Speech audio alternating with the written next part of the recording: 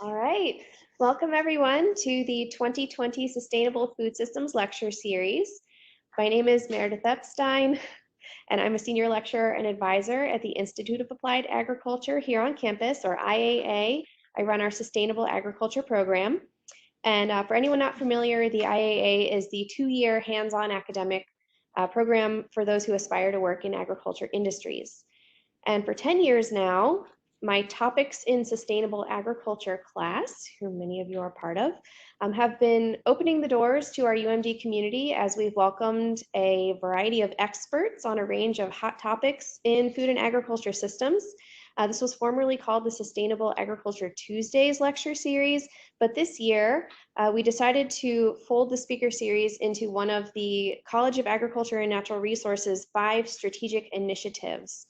And that this one is the Establish a Healthy Food System and Ensure Global Food and Nutritional Security initiative. We have our co-chairs here, Lisa Lackenmeyer and Rohan Tikekar, and Lisa will actually be introducing Beth as she has known her for many years. Many of our speakers are distinguished University of Maryland faculty and staff, and we also have the good fortune of having a vast network in the state and bringing some outside experts to campus. So to kick off this year's series, we're thrilled to welcome Beth Brewster from Caroline County Public Schools, and I'd like to welcome Lisa to do a formal introduction of Beth.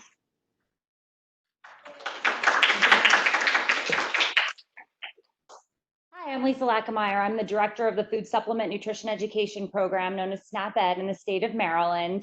And I will be thrilled to be introducing Beth in 1 minute because I've worked with her and my colleagues have for a number of years.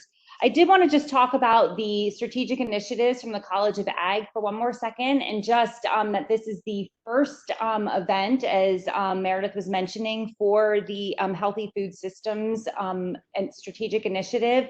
And I'm really thrilled that Rohan, Shirley, who's the co-chair before me, and Meredith worked to create this and to be able to do this and use the 10 years that previously have gone before this to move this forward. This is one of the signature programs that our initiative will be working on. And so we're really thrilled for those that are here today in the room, to those that are listening remotely, and then those that will be listening to the recording, because we have a lot of desire to be using this for trainings across the state. And so we're really, really excited that we can bring this to both the campus community and also to those stakeholders and community members across the state who are really energized and excited about this topic.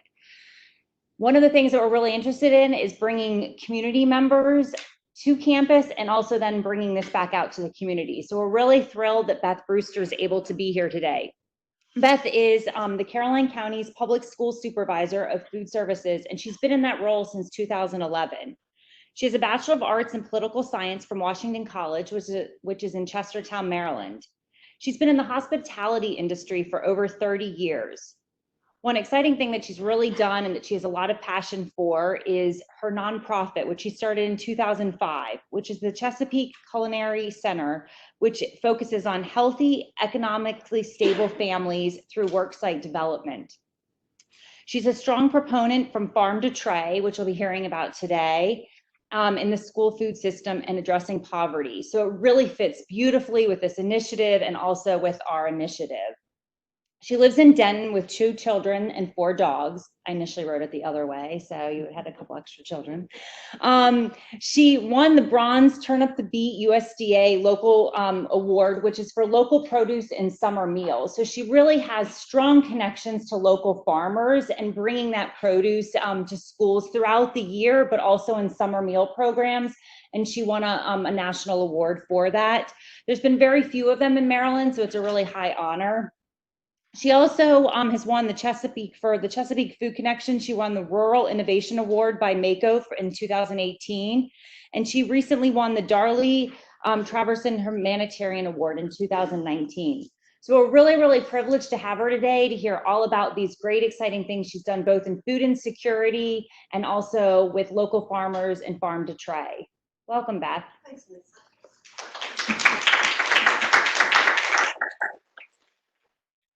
Well, thanks everybody for coming out on this dreary night. I appreciate seeing smiling faces. Again, I'm Beth Brewster, Food Service Supervisor for Caroline County Public Schools. Anybody know where Caroline County is? 1, 2, 3. So when you're going to Rehoboth Beach, you go through my county. So that's how I always tell people that's where we are. So feel free to stop and see us. So I'm just going to go through. Our mission is to create healthy, economically stable families. We can feed people all we want. We need to really help people to be able to feed themselves. So that's our focus. Food equity. Crazy enough, in America, we have a food inequity issue that we need to work on.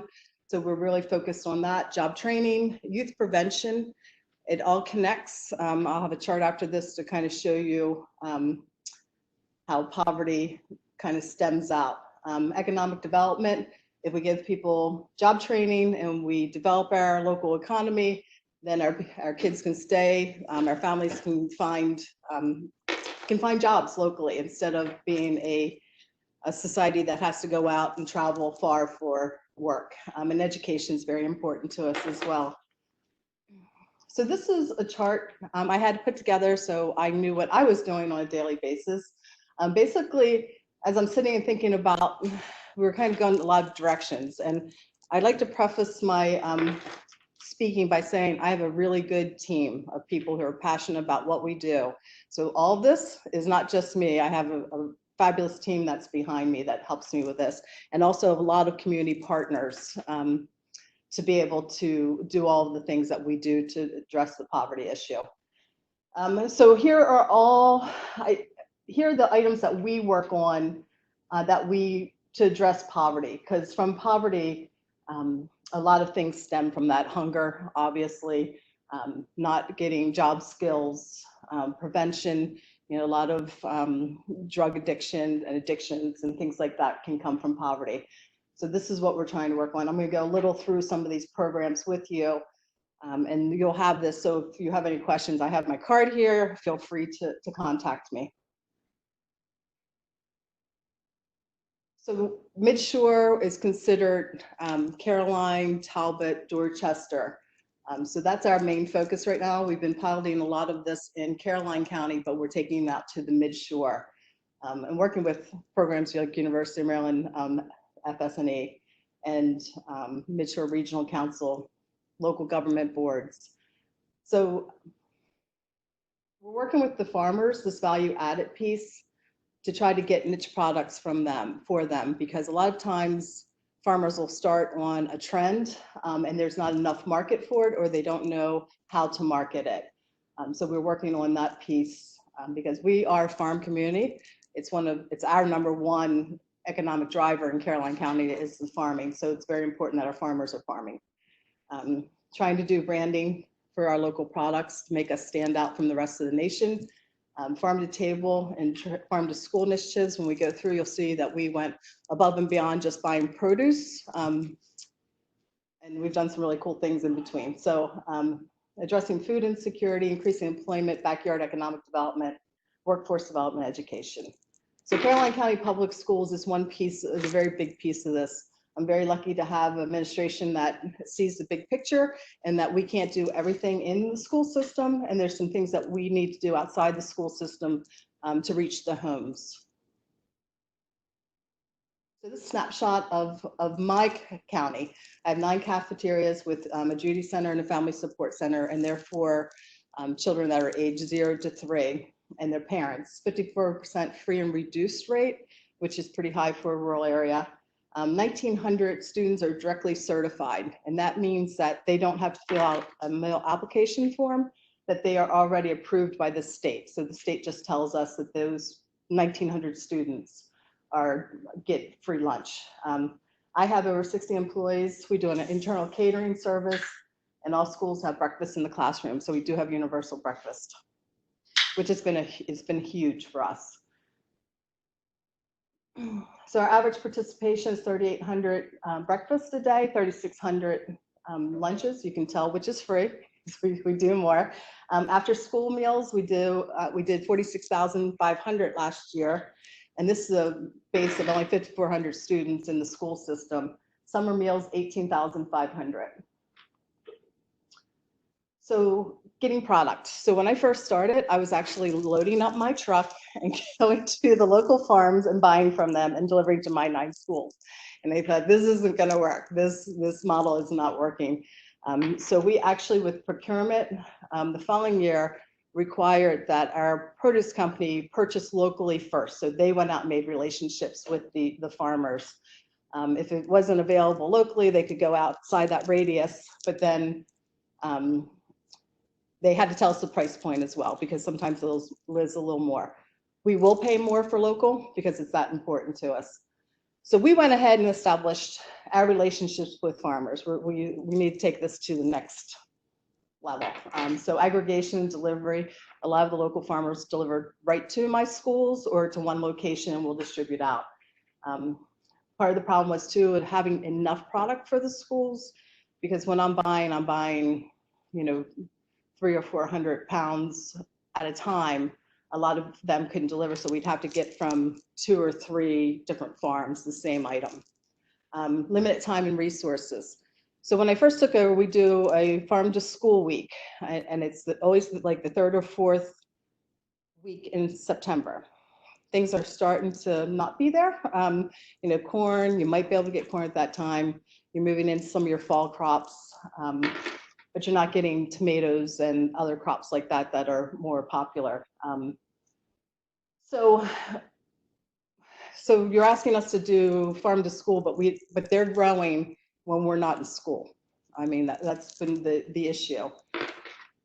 Other operational issues, products shipped unprocessed to us. So we have time restraints. I, as a food service director, when a auditor comes in, they're looking at my meals per man hour. So basically, it's how many meals can you produce in 1 hour. So if I have 5 people, they're supposed to each produce at least 20 to 21 meals an hour for the time slot they work. So it makes it very difficult to have extra time for processing. You're getting a very limited pool of people who know how to have knife handling skills, who can break down 2 or 3 cases of squash coming in or things like that. So whenever I'm speaking on the state level, I'm always saying processing is the issue. Institutions would be more than happy to buy local if it came to them already cut up and ready to be cooked. They don't have the manpower or the skill set to be able to break down that fresh produce. Storage of large quantities as well is an issue, is bringing in large amounts of food at a time. And then the federal mandate of a half a cup of fruit and veggies. It varies in sizes when you buy from a local farmer. So if I'm buying an apple, I'm looking at 113 count for an apple. I might get 120. And that means one of those apples isn't a half a cup. So, or several of those apples. So it's very difficult with variation in sizes because the federal guidelines are so strict on having it be a half a cup. So what we do. So I threw out a lot of problems. So what were the solutions?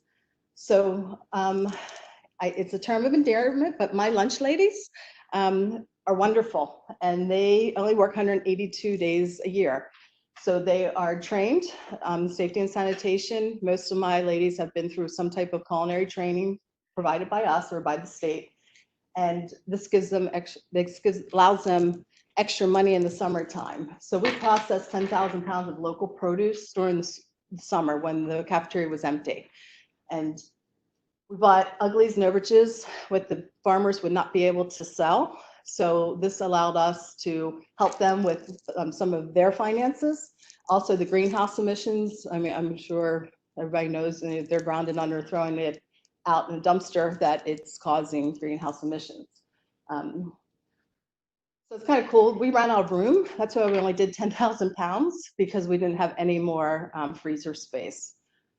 So to combat that, we put grants in to get a very large freezer for us to process more, and then for us to be able to rent space to farmers in their freezers, because I have farmers ask me all the time for freezer space. We purchased, after all the scare with the romaine lettuce, we were buying our leaf lettuce hydroponically, and the gentleman could keep up with that because you're only looking at like a case or 2 cases a week for each school. But then we went ahead and started using our romaine there too.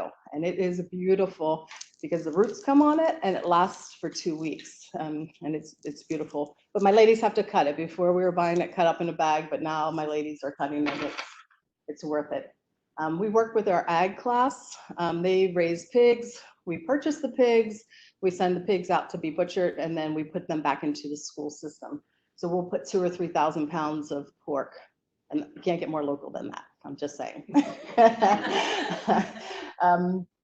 It's kind of funny when the ag kids come through the class and they see pork, and they're like, "Oh, there's hot roe or whatever they name them." So we purchased 38 bushels of apples a month from our local orchard. Did you know they keep apples all year?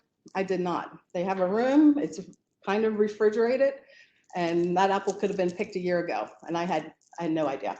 But we buy each month, so that really helps that farmer, that local farmer. And this actually is our farmer. She's showing our Board of Ed apple cider donuts. So this whole time I'm thinking local is produce, right?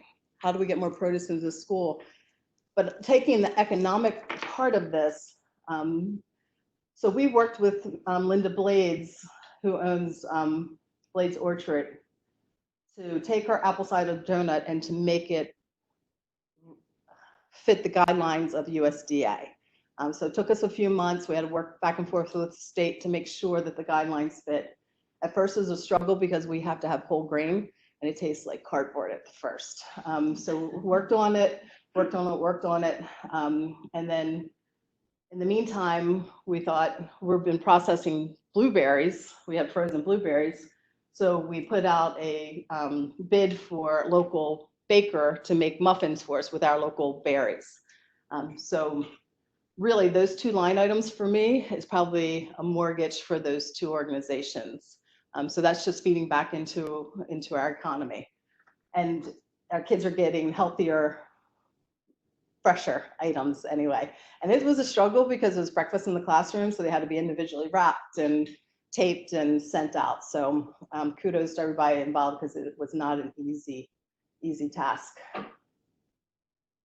This is my idea of a statewide solution: is regional food centers for aggregation processing to service institutions, and then state institution purchasing local. And I know there's some legislation in right now about that, and state procurement for purchasing.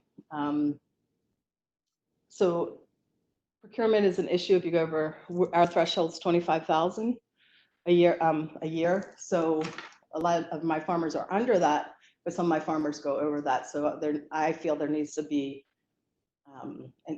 it excused to be able to do that. These are some of the awards that we've gotten. Chef Ann Foundation, if you get an opportunity, they're out of Boulder, Colorado. She has a great program there was only 4 recipients in the United States, and we were one of those. Technical assistance, just showing us, getting us training for more scratch cooking in the school system and some healthier alternatives. Farm to institution grants, Turn to the Fleet, which we had said, Share Strength. We had the highest breakfast participation for a few years, and then to make a Rural Innovation Award. And what was really cool about that award, that's the counties of Maryland Association of Counties, was that University of Maryland students actually voted, and it was students that voted our project in, which I thought was really neat. So Caroline Schoolhouse Culinary Arts Center. So this is taking off my food service hat, putting on my nonprofit hat. This building was built in 1901. It was the original high school for Caroline County. It sat vacant for about 20 years. The bell tower on the top had fallen through, all kinds of bats and pigeons. And, I had a pair of shoes I would put in a bag that weren't allowed to come out unless I was in the building. And we went ahead and renovated the building to make it a culinary center. We did not have a career and technology culinary arts program at the high school. We're asking for tourism to come to the region, but we're not giving the hospitality industry a workforce to choose from. So if I had $5 for everybody told me we couldn't do it, I would never worry about a single dime again. So it took us 10 years. So I was a lot younger, but this has been a great outreach. I mean, we really did start with the high school students, starting that program, got a grant. I got a grant to start the program. Board of Ed contracted with me. This before I worked for them. And I ran it for a year and a half. They saw it was a viable program, so they picked it up. So worked out of every kitchen in Caroline County, every church kitchen, and every church lady hates me. I can tell you that. Beth, where's my pen? I can't tell you how that 10 years was cruel to me. And then we worked at the firehouse at the end. So the culinary arts students work there. We have about 15 students at a time. They go 2 semesters. We have a retail store called Shore Gourmet. And the purpose of that store is to have a living classroom where the students can go in and get practicum learning experience. They can make soups and sandwiches, and they work directly with the customer because it's open to the public. We also, our Shore Gourmet retail is we try to get as much local product as we can in one area to sell. We do a basket, Savor Maryland, so if anybody needs gift baskets for locally sourced items, look it up online. Savor Maryland, great little boxes, and we have a gentleman that makes them locally, so again, feeding the economy. But they have really cool stuff in there. It's amazing what people are producing. It's a commercial kitchen incubator.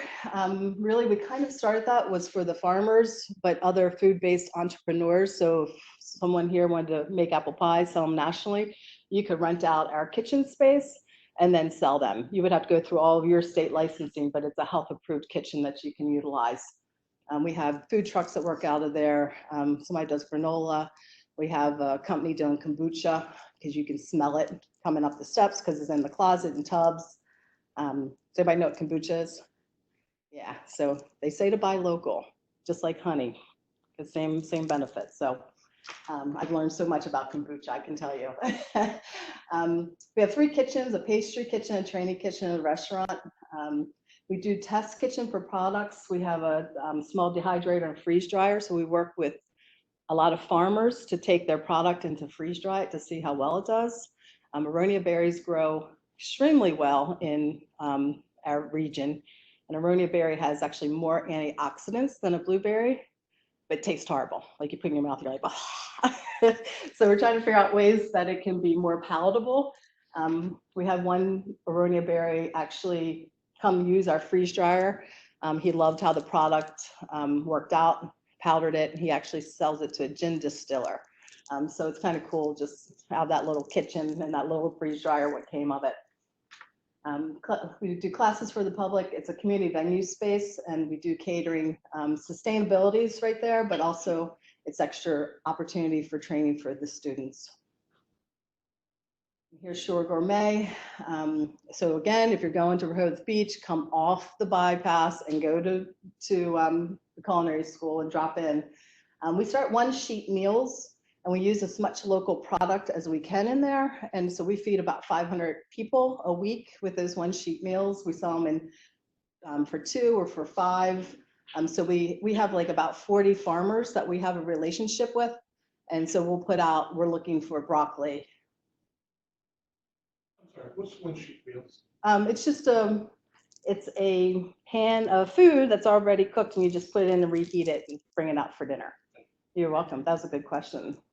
We do them every day, and we do them once a week, for 500 people. So I'm like, what do you mean you don't know what she was? But yeah, it has everything in there. It has the, the potato, the vegetable, and then the protein, and then the living classroom. But these are our students, and they're putting together the 1-sheet meals. So actually, they're making sushi. That's what they're doing. But they help us with those. They do all the cutting. Yes. So how do students get into that program? Through the high schools. It's a high school program. So they're getting credit for their high school diplomas. Yes, so it's a completion for them, a certification completion. So it's their career in technology, which was VOTech when I was a kid, but that's how they get into it. Value-added products. So we're really working with entrepreneurs. It's really hard to get through the process. We did a a class, Food for Profit, and we had about 25 people in the class, and we offered to show them after class was over, just show them the building and the incubator and the kitchens and things. And there's only 10 took the tour because the other 15 were like, we're not going through all that to get that end product. So, so people have to be really committed to wanting a food-based business because it's not for the faint of heart. We've also offered to manufacture or to put that together for them. We work with one of our local farmers doing dilly beans because we found farmers are busy, and when they're growing, they don't have time to stop and cook beans and to put it all together. So we offer that service. So one farmer used us for their dilly beans that they put back on their farmers markets in their stands. Again, using the seconds and overages, because we can give us your tomatoes that are bad because we'll make tomato sauce out of it and bag it and freeze it. So you guys can read all this. They can see it at home, right? Yes. Okay. Yes. Okay, so branding the shore. So we talked a little about this before, was you'll see some farmers will switch to they'll go away from crops and go to a diversified crop, like let's say hemp or something like that. A lot of people start producing it. The overloads the market value comes down. So what we're trying to do, we're working with the University of Maryland, Eastern Shore and Wide River, is to set a model to be able to grow a product and how do we get it to market. We found a lot of people were growing. We had one woman growing hibiscus, and when we asked her what was the purpose of it, where was it going, like what was the market for it, and the comment was, we just wanted to see if it grew here. We thought they could sell it on farmers markets. That's not enough. Farmers markets is not enough for people to really sustain their livelihood. So we're working on what herbs can work in this region. We're working with a gentleman, he's actually American, but he lives in China. Herbs that are needed on the holistic level, what people are buying. If we produced 4 or 5 of these herbs, there's 52 Chinese medicinal herbs apparently. So in our growing zone, so we did pilot some last summer in different methods. Some did traditional, some did greenhouse, some did traditional, like in China, where we just kind of grew in the woods, like just all kinds of methods. We did pots, we did all kinds just to see what grew best and how it grew best. So we've probably narrowed it down to 3 medicinal herbs right now. And the biggest issue for this though is processing. They don't want it in its raw form. They want it processed. So we're trying to figure out the best way of processing. A lot of people do it like tobacco huts, just kind of lay it out and let it air dry. There's no standards set on herbs at this point. So what we'd like to do is to set up a standard of growing, so that the herbs that are coming from the midshore, from that region, have a higher value because they know that it's low, it doesn't have toxicities and other things, that it's been grown in a good growing practice. So we're making headway there. We have a farmer who's interested in doing the processing business. So our next step is to get him up and running. Chesapeake Culinary Center. So this was when we started in 2005, Chesapeake Culinary Center. We actually reached out to social services and we worked with adults that needed a job skill. That that 16 to 21-year-old displaced youth is what they call everyone now, that came out of school or didn't finish high school, that don't have a skill set to go out. But it morphed from there. The after school program, the dinner party, and these are the kids. This is our 15th year, which I'm really kind of surprised it went that fast. But we teach the kids how to properly set the table manners, nutritious snacks they can fix for themselves when they go home, because most of the kids are latchkey kids. how to sit at a table and as a family. The table value of sitting as a family has been kind of lost throughout the years. We teach them how to put a dinner party together, why it's important to buy local produce. You know, we talk to them because they're going to buy farms every day. As soon as they get in their bus, they're going to buy 20 farms. You know, we bring local produce in and we have the chefs come in, they work with the chefs, putting together the dinner, and then the kids actually serve the dinner, and then they greet the guests coming in. We have about 200 people. So it's kind of neat because the Secretary of Agriculture comes every year because his farm is right near this school, and we buy a lot of Bartenfelder produce too. So I always tell people my first class, I had 25 students. They were fifth graders just getting out of school. And you know, you guys can't wait to get out of this class, how excited you're going to be. When they got out of school, they were so excited and they were just very rambunctious. And it's a 6-week class. And I thought, oh my goodness, what did I do? This is going to be horrible. I have 200 people coming for dinner. And one of my most excitable young men, I put him on hostess duty and he walks up and he says, good evening. Thank you for coming. Can I show you to your table? I was like, oh my gosh, he was listening. It was a miracle. So we did, we pulled it off and now we're on our 15th year. So they go in, they set the tables. We talk about food. Food's a big piece of this. I mean, you know, I called it the food connection because food connects us all culturally, socially. You know, people have to eat. We all have to eat. So my whole thing is that people will gather with food. And that's what happens is, you know, the families come, we get to talk about the value of sitting at the table as a family. We get to talk about, you know, the nutritious snacks that they get to do. One of the sessions I was making fruit shish kebabs with them. So, you know, I had showed them how to cut the fruits and, you know, wash your fruits, and they would skewer them. And this little girl was eating. She was just eating. And the mother comes up. She goes, you don't eat fruit like that in my house. And she goes, it doesn't look this good in your house. So people eat with their eyes. I mean, it's true. So these are the other things. Cooking matters. Last year, we actually taught 100 families from lower socioeconomic levels how to cook. We take them on store tours. This is where University of Maryland has been a big partner with us. We go in and show them how to shop the periphery of the store, how to buy local if you can, if it's not available locally or fresh, buy it in the frozen section, can section you want to stay away from because all the sodium and the processing. You know, about the yogurt, you know, they're feeding their children these Go-Gurts that are chock full of sugar. You know, buy plain vanilla yogurt and add strawberries in or honey or things like that. And then we take them back either to, we have like a south end and a north end of the county, and there's a line. You can see it when you drive over it. Not kidding, not kidding.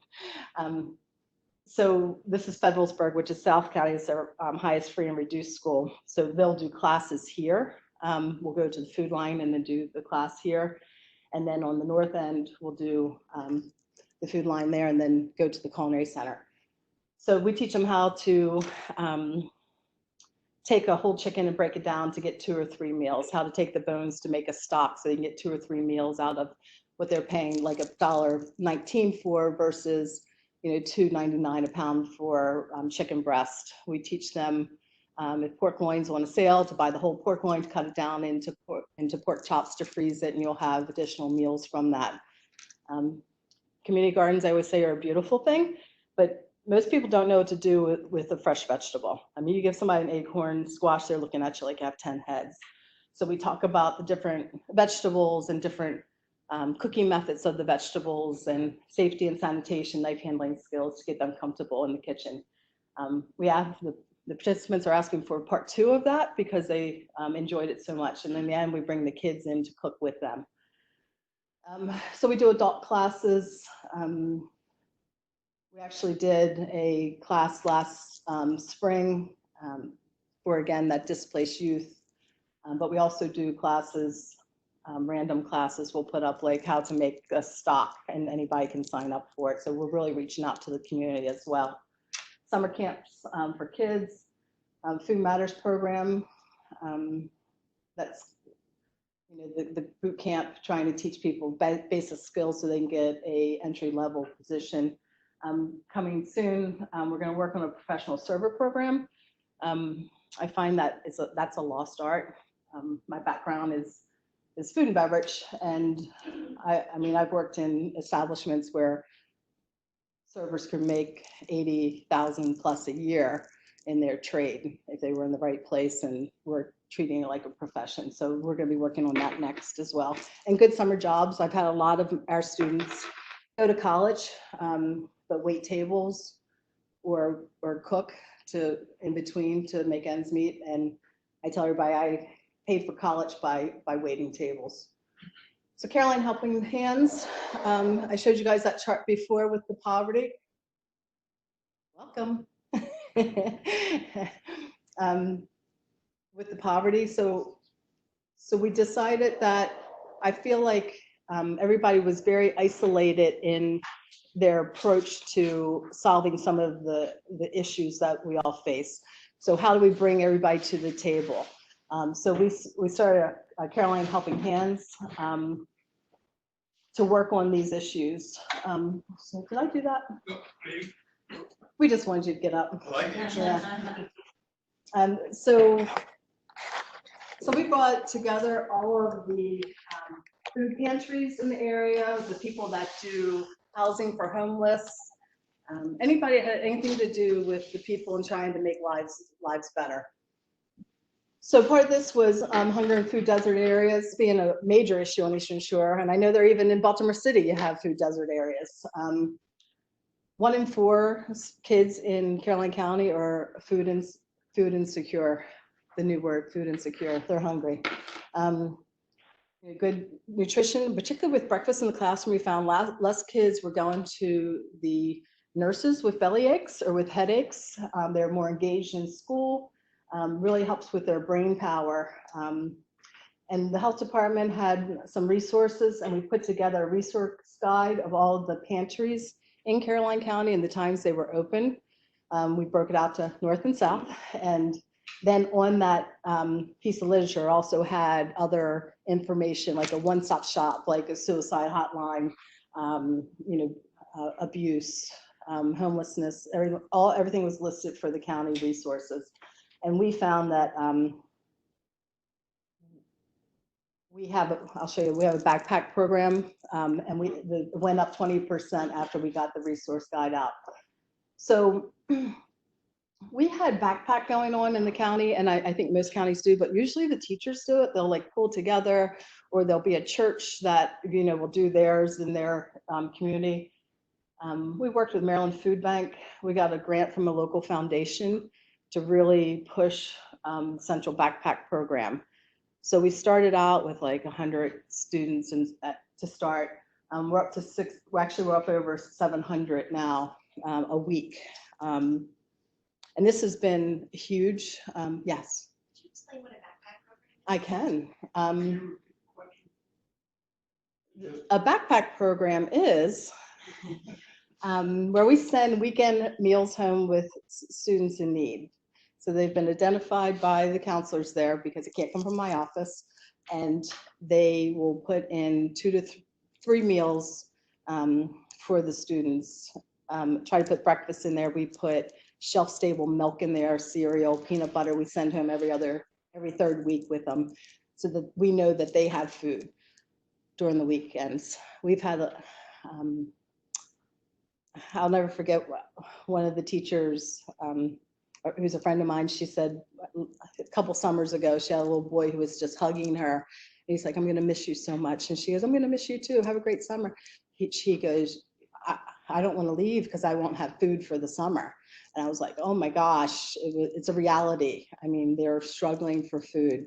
So we, the Central Backpack Program, so we have one area, we have volunteers come in, we work with Maryland Food Bank, we buy things from Sam's Club, and we have the Wednesday Warriors, I call them. It's all the retired people come in and they stuff the bags. We have our local transition center come in. Those are our students that have mental disabilities will come in and do the bags as well. So they're getting some training, and Benedictine School, which is another private school in the region who has kids with special needs, will come and utilize that program too. But we also do those for summertime too. So we don't just do them during the school year. So we do summer and holiday meals as well. Our future, which is actually the now, we got a grant for a mobile farmers market and food pantry. Maryland Food Bank just rolled one out. I don't know if you guys saw it on Facebook yet, but it's gorgeous, absolutely gorgeous. So we'll work, we won't go where they go. We'll hit some of the other food desert areas. Our hope is to be able to use the SNAP program on that. So I don't think people don't want to not eat healthy. I think they don't have the opportunity to. So I think if we take it to them where they don't have transportation, they don't have a grocery store nearby. I know a couple years ago, we worked on a project with local stores, the corner stores who have non-perishable items, quick milk and things like that you can pick up. And the health department got a grant and was buying refrigeration for these small mom and pop shops. But we're asking them to buy $50 to $100 worth of produce a week to stock it. They don't have a means of breaking it down when it starts going bad, like the restaurant does. Something starts, your tomatoes go bad, you make tomato soup. I mean, that type of thing. And then produce companies aren't coming out for low minimum. There's a minimum amount of cases that you have to have. So I feel that this will be what is needed to be able to get fresh produce out there and to work with other organizations, the health department, to come out and take vitals, or prevention to come out to talk about drug use and things like that. So I already had a church reach out to us if we would come and set up in their parking lot, and they would have clothes available just to kind of bring people to that area. Because transportation is great around here. I mean, you have a bus every two feet. Don't get hit by it. But down over on the Eastern Shore, I mean, transportation is an issue. We talk about kids getting to college from my town. College, if you drive 20 minutes away, if they take the bus, it takes them 2.5 hours to get there, because it goes to the other county to pick them up, and then it goes around, and then it goes to, and that's, if you don't have support at home supporting you to go to college, there's no way that kid's getting on that bus. So anyway, this is just a good source for us to be able to get into the community and to the people that need it. We're working on a food for learning bus with academic learning and reimbursable meal. And we'll do summer meals off of the mobile farmers market as well. So that we can go out in the summertime and holidays with a bus, kids can get on and do some academic enrichment, and that we can feed them a meal. The frozen one tray meals we're doing for our highest risk students, and that's the one sheet meals, but little, Brad. So we're doing one sheet meals. We've identified 10 students at one of our high free and reduced school. We've been sending home 3 meals, frozen meals a week with them. We've only started it 3 months ago.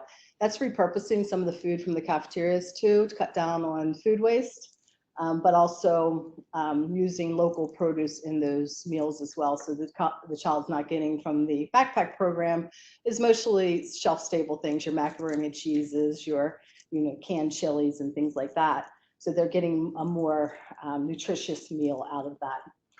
So we are doing measurables with the Board of Education, seeing if attendance better, see if disciplines better, see if their grades improve. So we're tracking those 10 students.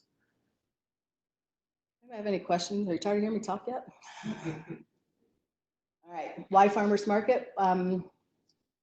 These are all the good reasons for a farmers market, but you have to have people come out to them. We actually did not run it for the whole summer because we had great vendors, but we didn't have enough people come out. But the interesting thing was that one of the farmers, the senior center, had reached out to us that they had the vouchers for produce and couldn't use them because they didn't have, there was a farmer's market, and then they couldn't get to us because of transportation. So we actually, one of the farmers actually went and set up before they came to the farmer's market in their parking lot, and they did $7,000 in vouchers in 2 months with the seniors. So just proof that if you take it to them, they're going to buy it. Local economic development and a chance to connect with your community. So this is the next project. I was just talking to Lisa about this, is Farming for Hunger. That's Bernie Fowler there, and it's his son, Vince. So if you don't get a chance, Google Farming for Hunger. It's on the it's in Southern Maryland. I was sitting at a meeting, another meeting for Meat to Meat. I get tired of talking about the same things all the time, and there's no action. So someone says, Farming for Hunger. We should have Farming for Hunger over here. It's like, so of course I'm bored, so I Google it, as everybody's doing right now, and I'm reading it. I'm like, this is the next thing we need for the shore to help cure our communities, to help our communities to become better. His programs with my programs. So I called Bernie, and we had like a 2-hour conversation. He's probably thinking, who's this crazy lady from the Eastern Shore on this line? Because I'm going, you're the next step. I said, your programs, I'm telling about my programs. He's telling me about his programs. I'm like, we would be seed to table with our programs, and then table back to seed, because composting is what we're working on next. So Farming for Hunger, community, a sense of belonging. I can't tell Bernie's story better than he can, so I'm not going to even try, but he saw a need for the community to have fresh produce. I don't think they're doing as much gleaning of produce as we do on the shore, because we have a lot of farmers that donate produce. So he grew acres of fresh produce to put out in the community, worked with Maryland Food Bank. His source of workers was, he went to the state and said, can I get inmates out to help work the fields? So they came out, and he was like, they were taking a lot of pride in what they were doing. They were really happy to be giving back to the community. So he saw another opportunity was to develop the inmates that were coming out, so we can cut down on recidivism and to get them ready for society. So then they were having volunteers come out, and they started to see the youth part of this, interacting with the inmates. So the inmates have been trained to do round circles. They're doing field trips now with middle school students. They go in and they do team building, talk about bullying, talk about prevention, talk about, life in general, because I have to say, you guys have a lot harder than we did with social media and all the things that the pressure you have, we didn't have as kids. I'm just saying, you didn't have to have a resume to get into college when we came out of high school. So they sit and they talk around circles, and they're talking to people they can relate to. So it just has been a great outpouring for the community to talk about the opioid issue and drug prevention. And, if we can prevent it, it's much easier to help a 14-year-old not to turn to drugs than is a 30-year-old who's already addicted to drugs. So that's his program. He's got a lot of other really cool stuff going on. He's doing urban gardening, and what a nice young man you are. So you make the guy on the crutches get up.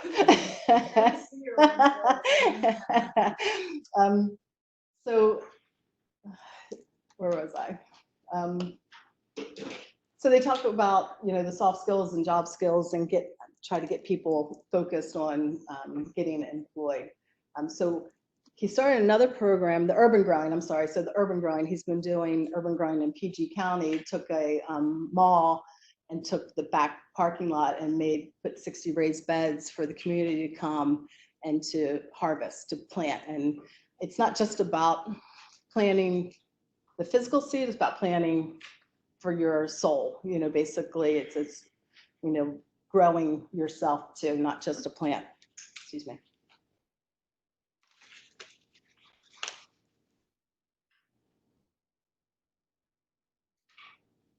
So we're looking at the joint venture, working with local farmers, Maryland Food Bank. Does everybody know Amy Colley? I know you do.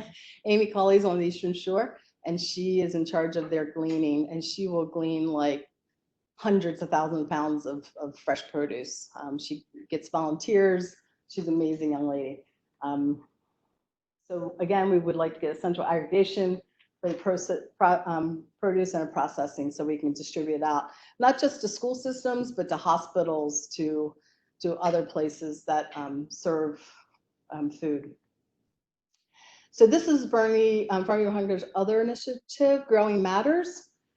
So his hope is to get these towers in every elementary school in the state of Maryland. And again, not just about growing food, but to show people that you can grow food in any means, in pots and hanging gardens. Everybody can grow food no matter where you live. So we have them in our 5 elementary schools, our middle schools, our library, and our Judy centers, and actually one's at my culinary center too. But it's really cool because the librarian tells me kids will go up and just pick kale off and eat it right there. That's like the whole purpose of this. But talks about responsibility. You know, you need water to grow. You need seed to grow. I got a grant. We got a grant to get the units, and then you get a yearly sponsorship from businesses. So it gets the community involved as well. So we are working with you guys, hopefully, for the education component of this. But Tower, it's I don't have the name on here, do I? It's Tower Gardens, and if you look that up, they have a whole curriculum in there as well that you can refer to. And then Farming for Hunger actually maintains the unit. So it's been really neat, just the different things we've used it for, for different, like a salad bar party.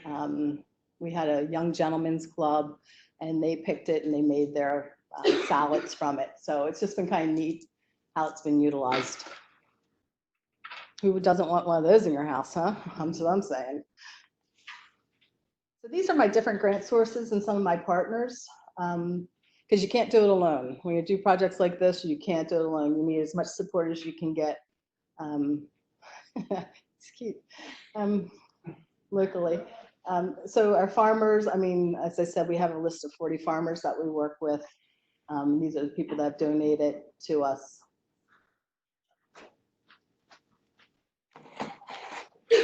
So that's all I have. You come in last hour there, Brad. So that's, did I talk too fast? I should have let it spread out some. But just takes the community, yes. Yeah, I'm Jeremiah, by the way. Hi. I know, but she was like really amazing. Like it's great. And I was wondering if like you always knew you were gonna do it when you got your political science degree lesson. Well, it's so funny because I can talk my way out of anything. I'm just saying, you never know where you're going to end up. Like I thought I was going to law school. That's why I got a political science major. And I took the money I saved for law school and I went to Europe for a summer. And I came back and my girlfriend said, hey, I have a job. I was a great server. Like everywhere I worked, they're like, oh, you should go in the business. I'm like, I'm getting a real job. And so when I came back to the States, my girlfriend said, hey, I have a banquet manager's job. You want it? And I was like, yeah, I need to save some money, go back to law school. And I never got out. They just want to know you can think. Do you know what I mean? Like if you're specialized, you're specialized. But if you're coming out, college is awesome because they know you know how to think. And you know how to problem solve and all that. So you never know where you're going to end up. So I was a food and beverage director at hotels. I used to open new restaurants for Fuddruckers nationally, if anybody remembers Fuddruckers. So I did really a lot of cool stuff, like worked at ski resort for a couple of years, worked in Cape Cod. I used to have a good life. No, I'm just kidding. I'm hoping my kids are listening. But yeah, it just evolved. Like I really thought I was going to go to law school, and I was really good in the business. And then I truly think like God put you where he needs you. And I don't want to preach because that's not my thing. But when I got to Denton and I realized they didn't have like a culinary arts program or hospitality, I was like, ooh, like this is an opportunity. I mean, we're poor. We're the 3rd poorest county in the state of Maryland. So it was like, I was sent to Denton for a reason. I left Baltimore just to kind of get out of the hustle and bustle, and yeah, it was a good transition. So you don't know where you're going to end. You don't know what door's opening. So that's all I have to say. But politics will get you through anything because you do learn to just talk your way out of anything. I'm serious. Yes, ma'am. I also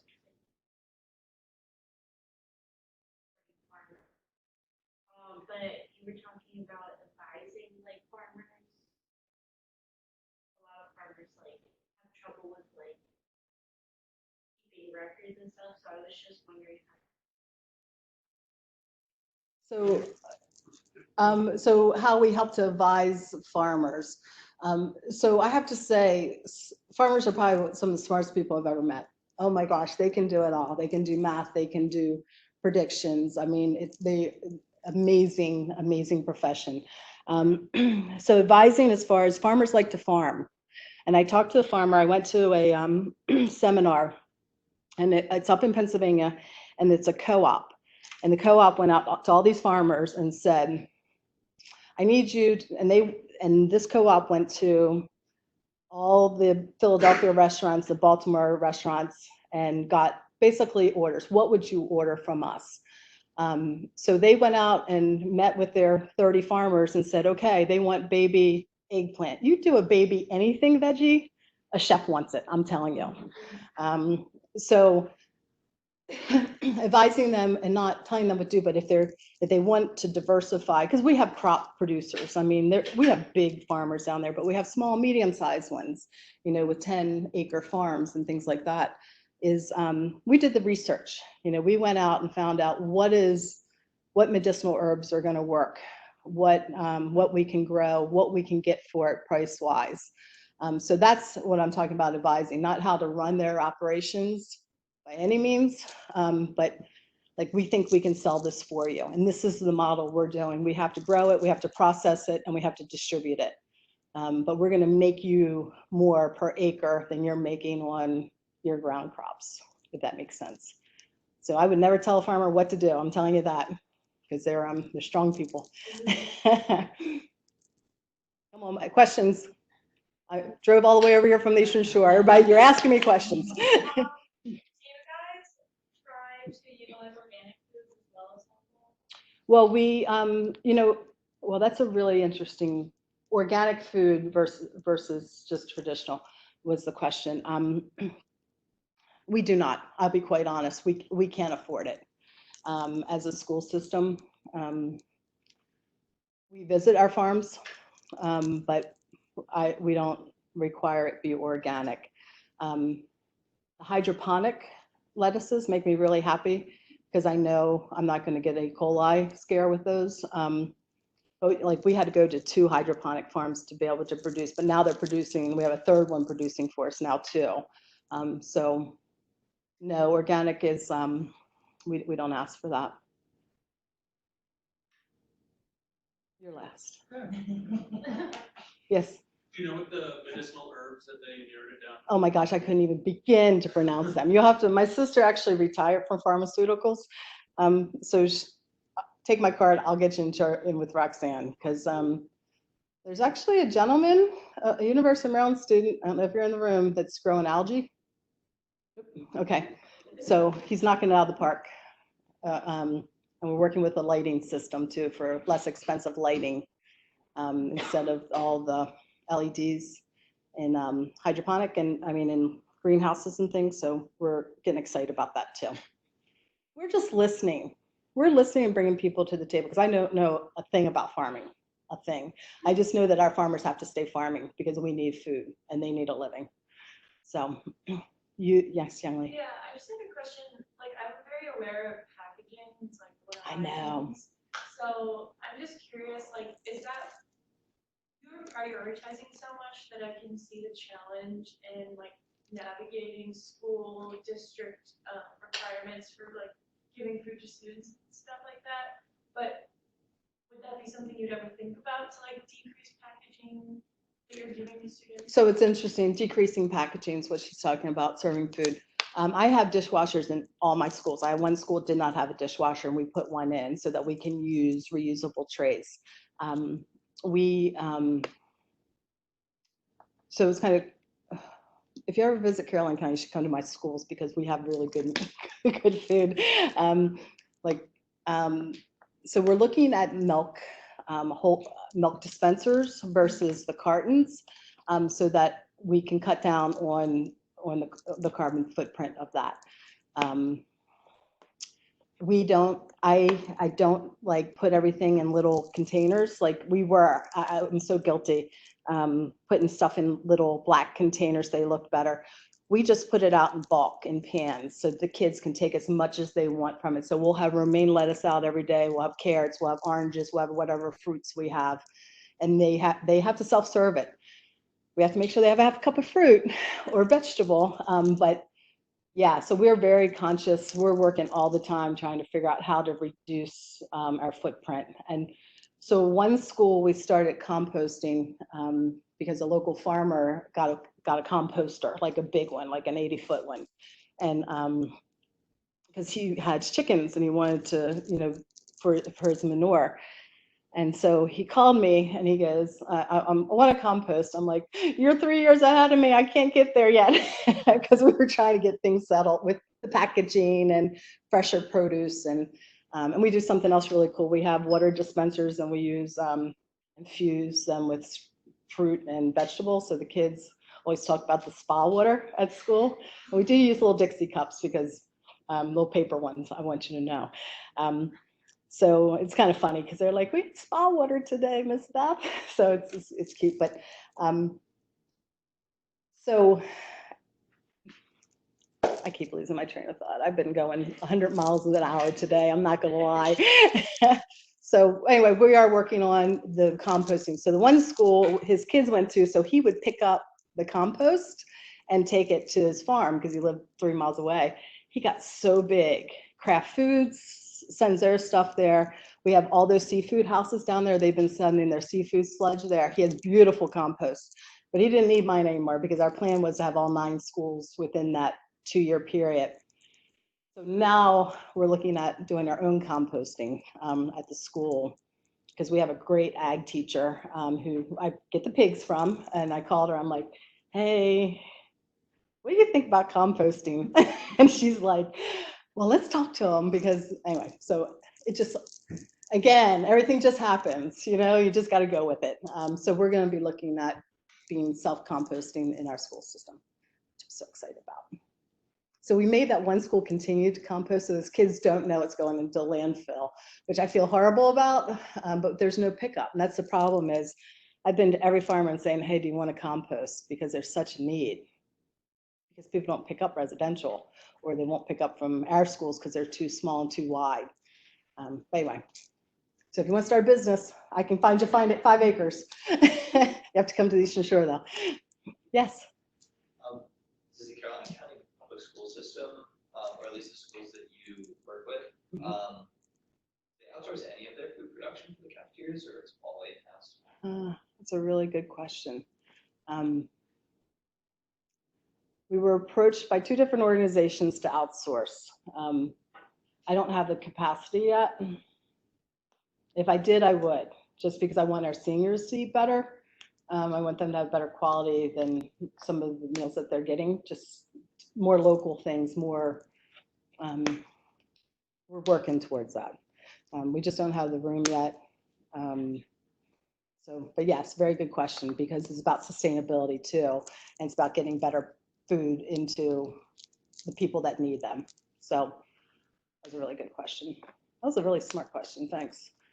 Because I think about all the time and my boss thinks I'm crazy, so I'm hoping he's listening and you had that question. Because he's like, stay in your lane, Beth.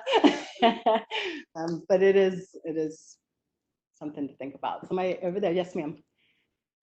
I thought it was really interesting, your remark that one of your programs you want to have is to train servers, professional servers. And then when you said, farmers really they want to just farm. Right? I have lots of advisees, I'm an academic advisor here, who are really interested in nutrition, they're interested in sustainability and farming and all this stuff. Do you think that there are jobs for somebody who brings those things together and says, here we got farmers, here we've got sort of hospitality businesses, how do we give people a particular experience that's like an Eastern Shore, local, sustainable food or agritourism experience. Do you Right, think a there are farm jobs there? to table. I do. I think you're seeing more and more of the chefs are at heart farmers.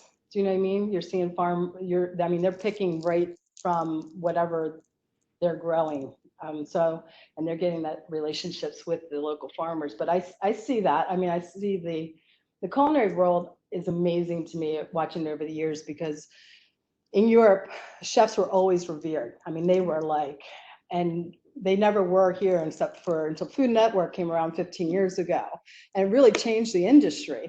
And people are looking at restaurants and saying, why aren't you buying locally? You know, why aren't you sourcing? Why aren't you supporting our farmers locally? Like, it's interesting, my crew, I have a blend of culinary and farmers. One of the ladies works for me, used to make cheeses. She was a dairy farmer, and she works with my farmers. You know, they trust her. She can build that relationship with them. So I do. I think it's food. You know, it's food. So yes, ma'am, Miss Meredith. Thank you for getting me here safely. I loved some of the stories you shared of the feedback you've gotten from the kids about, all of the support that they're getting nutritionally. I wonder what, if any, feedback you get from parents, because I imagine that there is an element of shame that parents feel when they can't provide those things for their kids themselves. Well, I have parents tell me, I probably throughout the years, that their kids are asking for salad when they go to the grocery store. When a parent asks, what do you want from the grocery store? They're actually asking for salad, because it's beautiful. You know, we make specialty salads too, berries and greens, and that's the restaurant part of me coming out into the school system. They have, I think it's just helping them with the cooking classes. You know what I mean? Like, having the Cooking Matters, is that we're teaching it too, that you can eat healthy on a budget, because we give those parents $10 to buy a meal for 4 people at the end of their store tour. So that they can see that they could buy a head of romaine and, beans. We talk about beans all the time, but, and then I have parents tell me about the fruit infused water, that their kids are asking for water with fruit in it instead of soda. So I think the parents appreciate it. I do. I think that I haven't had a negative comment from the parents about it, or a comment of, well, we can't afford that, because we're showing them how to. I mean, we're showing them how. So yeah. Anyway, I just think, I don't know. I know it seems like it's a lot, and everybody's like, well, how? It just makes common sense to me. This is just common sense. Like, how do we get our good food out to our kids so that they're eating nutritionally? Being able to be in the cafeteria and have control of that, and having a great administration who, like, we started internal catering in the Board of Ed, so we didn't have to raise our prices, because a lot of my parents miss the free or reduced by $50. It's such a fine line, because people are poor. I mean, we only charge $2.50 for a lunch for the secondary school. So, just make it available, make them see it. We do tasting, like a lot of our, they can buy frozen broccoli, but we like put lemon pepper seasoning on it. Or we'll take cauliflower and roast it with Parmesan cheese, just to make it more appealing to the kids. And we put out samples for them, and you guys are great with recipe cards and that type of thing. So a lot of community outreach. And I did not forget you. Oh, fine. Yeah. Take it away.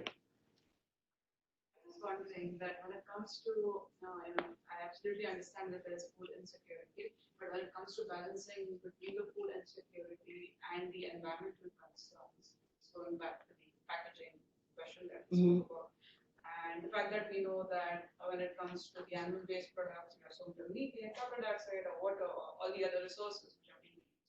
So I'm just wondering that the kids whom you cater to, do they have plant-based dairy options and plant-based meat options on a daily basis? Do they have the? Oh, and in my, so she asked about plant-based options. So I have specialty salads every day, and I have salads and fruit. Plant-based, I don't, because there isn't a cry for it. And we're in Caroline County, And I say that, and when you visit, you'll be like, they're meat and potato. It's a meat and potato society. Like I hear my counterparts here and on the Western Shore and some of the things that they've had to put in place that haven't reached us yet, if that makes sense. So I have options. I mean, everything isn't just a protein. I mean, they can get like I do berries salads, or they can get. We always have like nice salads available. We always have yogurts and parfaits and things like that. So 10 years, it'll hit Caroline County. We're 10 years behind everything, trust me. And I'll put a plant-based out there, and I'll sell maybe one out of the 3,600 meals I serve in the day. So I have to cater to the people, to the people that I have. I just feel that you're absolutely influential, so because you're eating with kids every day. Yeah. And I could go on a whole nother tangent on the plant-based. So you're making it look like a chicken tender. The kid doesn't know it's not chicken. You know what I mean? What am I teaching him? I mean, he's going to go to grandma's and see a chicken tender and think it was the same one I had. You know what I mean? So like it's to me, it's a fine line there, with making a plant-based look like a hamburger. And I put a portobello mushroom on there so that people know it is definitely plant-based. So I have a whole thing about that too, and like some of the, just reading. I haven't read enough, so I'm not an expert, obviously, but just on how they're producing it. There's a lot of chemicals and things going into those things. So I don't know. I think people have freedom of choice, but yeah. Well, it's actually not me. It's Lynn Rubin Traversa. I'm sorry, Lynn. Asked a wonderful question, and actually the question I was going to ask. First of all, I doubt that you're 10 years behind everyone in terms of sharing common sense. This is my own little thing. I think you're very way ahead. It's wonderful. But she asks, have you had the opportunity to invite other food service directors from other counties to visit and see and maybe learn from your program in action? Well, I have a really good relationship with my counterparts in all the other counties. And I have presented at our state meeting. So maybe not this fully, because they don't really have, I'm lucky because I'm in a small county. We have a really small team and administration. A lot of those food service supervisors I've never even seen their superintendent. Do you know what I mean? I have a personal relationship with my superintendent, like, hey, just want you to know, I'm going to University of Maryland. If somebody tells you, you know what I mean? That kind of thing, like, just give you a heads up. So in their defense, they probably would not be able to pull off something like this in a Montgomery County or PG County. There's different, but could they sit at the table with those players? But again, going back to politics, it all gets political too. I find like I'm working with an organization and then they're looking at me like, she's going after the same dollars I am on the state level. Do you know what I mean? So I think if people just kind of took that guard down and just said, what can we do together? Let's apply for a grant together and make this impact more people. So I did speak to women in ag over in Delaware, kind of the same presentation. Just to let them know that we're open to buy from you and go to encouraging the farmer to go to their food service and saying, hey, how can we make a relationship? Interesting enough, one of the counties over on the Western Shore is very much into local. And they put out an RFP for a blanket one for farmers, just a blanket one, basically said, put in a bid of what you have, what you want to sell, what your price point is. So it wasn't specific. She got 0 farmers in. They're so busy. They're so busy. And then can they give you, if you need 400 pounds or 4,000 pounds of something, they're like, ooh, I don't have that much. Or what if my crop's bad? Or what if those type of things? So I'll be quite honest, like my farmers in May, when strawberry season, they'll say, I have 30 flats, can you take them? And I'm like, yep, because fresh strawberries only last like a day or two once you pick them locally. I said, we'll take them. And like my girls will put them out on the line. They make all kinds of stuff and then they'll cut them and they'll freeze them. They'll you know what I mean? So So we're different. Do I think they could go out there and make more contacts? Yeah, but it's hard. Our jobs are hard as food service people. Having your employees come in, having, making sure the food comes in. It's just, I don't think people realize. Sometimes I see these, particularly in this region, these food service supervisors take some abuse. And I think everybody's trying to do the best they can. I really do with the resources they have. So I hope that's long-winded. Then thank you for your thoughtful response. It feels that many counties could learn a lot of takeaways from what you shared. Thank you. Thank you. Thanks, Lynn. One thing just to mention that I don't think Beth did, that I just think is really important, is that every single food service, like cafeterias at schools, are a business, and they have to actually stay in the black. So they're actually, while they're part of the school system, they actually are not supported in the same way as the educational entity. So she's actually running a business that has to stay in the black. So yes, thank you. And I should put that in because I don't think people really understand that, is that I get no support from general funds. So when you're like, oh, the school system they can't afford to feed that kid. Well, guess what? It's on me to make sure that my food costs in line, my labor costs in line, I'm piecing together that 30-year-old steamer. Because you're right, exactly. And I don't think people truly grasp that. And I know people are asking for general operations funding to come in to help feed, but I think it's doable. Like I have $1.10 to spend per child on a plate of food. It's not easy task. I mean, yes, ma'am. So I know that you just went over like the county thing, and you said it seems like you're doing mainly like elementary school or middle school. Would you I know a lot of tech schools are mainly high school. Would you also be willing to try to work with them too? Because the tech school I went to, a lot of kids were they didn't have food at home. Yeah, we do work at the high schools. We have 2 high schools, and we do the backpacks there as well. And we actually have at our high schools, we actually do family pantries because of their location, that families can come in. And we always have every one of our schools has an emergency family pantry box because the schools are typically the first ones to get called, interesting enough. But and then and those 2 high schools actually come to my culinary school for the job training if they want to do culinary. So, yeah. Would you keep it a secret from everybody else? So I know a lot of food pantries do that for the schools. Other students wouldn't know. Yeah, we have there's no stigma.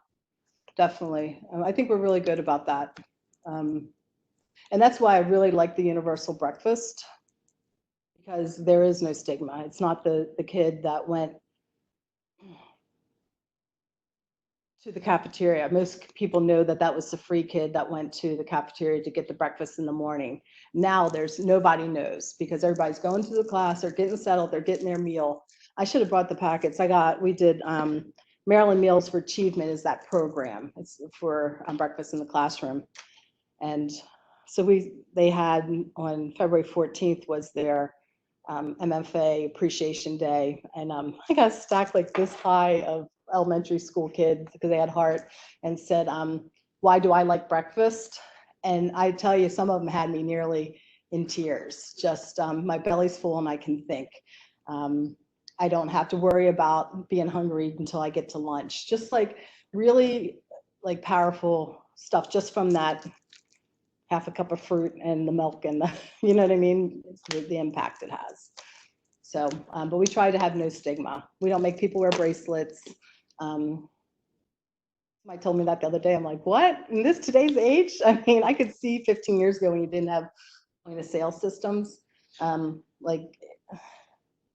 Even my staff don't know, because it just rings up and they just hit a number. So anyway, yeah, but good question because it is an issue. How about you over here? You got anything? Sneaking in late. Just curious, how do you get more farmers involved in the process? How do they contact you to be involved? So we actually reach out to them, a lot of them. And we've hosted seminars at the Culinary Center, feed people, and they will come to kind of see, tell them what we're looking for and if they want to be involved. But it's interesting enough, like we joined the local farmer bureaus, so we had communication on that level as well. So we didn't just go in and tell people, whoever had the question on the farmers, like we joined the farmer bureaus and we told them what we're doing instead of going out and saying, we're doing blah, blah, blah, and you need to come. We basically said, what are you looking for? We want to buy local. How can we work out this relationship? And we do. We have like 40 farmers from the Midshore region that participate with us, which is big for rural Caroline County. Yes. So do you guys buy like local milk? So it is. It's Lewis Dairy. So it is going down. It is a shame because it's hard. It's a hard business. But yes, we do buy local milk and chicken. Our chicken's local too, and our hot dogs are local too. Yeah. So Kaylin Petrillo asks, with your county and superintendent support, does the Caroline County wellness policy reflect your work, specifically classroom celebrations or food fundraising?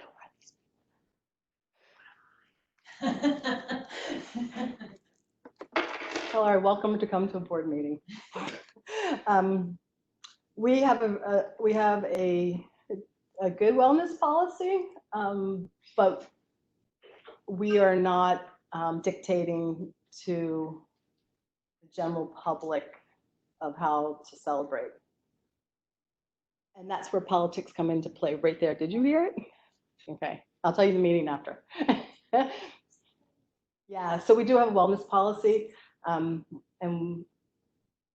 it's not as strict as some other counties' wellness policy. Is that a choice? Yes.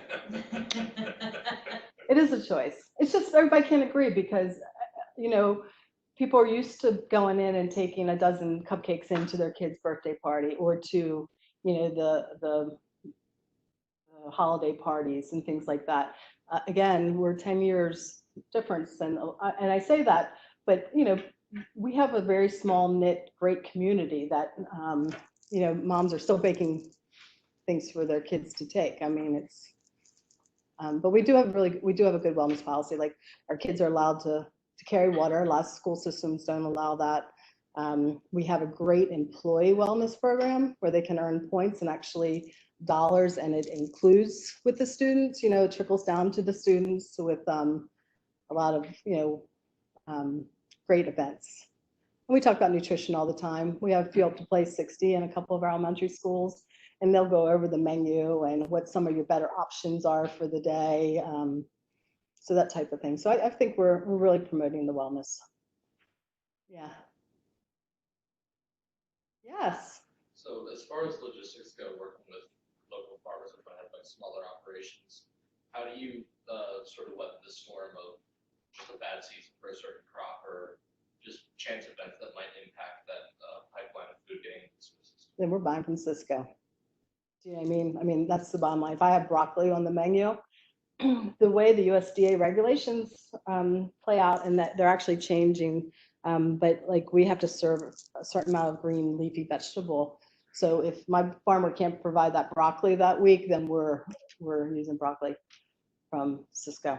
And we do get commodity foods that helps offset our costs of our budget, where it's brown box. So we get, I love the broccoli. It's beautiful. It's like the full florets and it's cut on a buy. So I always, all the food service supervisors like, you always say you love that broccoli, bring me a case so I can see it. So we do get, and that's all USA foods. Like we have to buy all USA foods. And we have to have a letter of why we didn't. Like if we got pineapples in, I'm not sure everybody knows this, I did not, but pineapples that are grown in Hawaii, they use for tourism practically strictly now. So most of the pineapples that we get are coming from South America. So we have to have a letter as why we don't have USA pineapples or bananas, which I think is really funny because I don't think anybody's growing bananas in the United States. But we have to have a letter. So anything else? Yes, ma'am.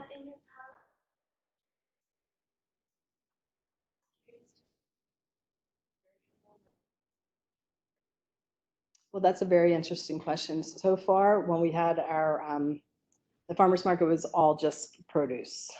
So it will be on that mobile market. Hopefully, it'll be the produce. So it'll be fresh fruits and vegetables on that. Because the pantries, we're not going to do what the pantries do. We just want to try to get fresh produce out there. We would like to put together like crock pot meals that are uncooked so we can use them for SNAP. Is that right? If it's uncooked, because in the one sheet meals, I can't because they're pre-cooked. If they're pre-cooked, I'm pretty sure you can if they're cold. It can't be hot on SNAP. Really? I just learned something new today. That makes me really happy because that's why we started them. I'm not. We're going to find out together. Yeah, so I know that there's like a store, I remember seeing a presentation outside of Boston that does the same kind of thing, like they do meal preps and stuff, and so they actually make the soup and then they cool it down and sell it using SNAP to like individuals who are homeless and stuff. That would change the scope of what we're doing with the one sheet meals because, I mean, they're very low priced. I mean, for 5 people, it's only $25 for a meal, for 2, 12, but we want to be able to use SNAP for those.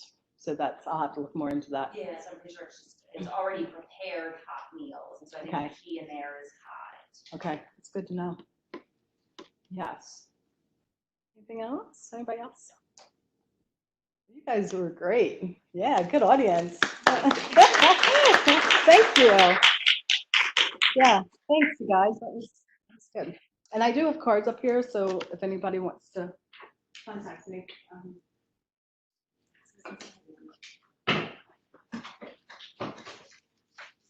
I just wanted to thank Beth. She drove across the bridge in the fog, and so I wanted to thank her a lot. I also just wanted to just kind of say a couple of themes.